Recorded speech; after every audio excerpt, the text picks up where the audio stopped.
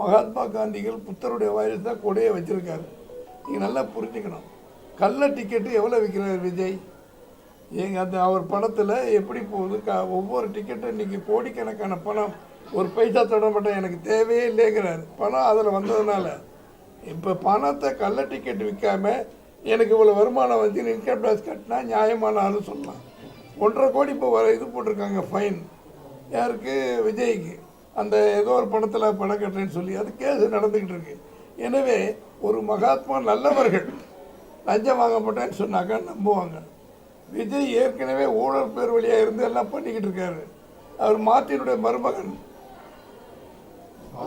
ஆதவர்ஜனா அதை இப்போ டிக்கெட் கல்ல லாட்ரி சீட்டில் எப்படி விற்பாங்க என்னன்னு உங்களுக்கே தெரியும்.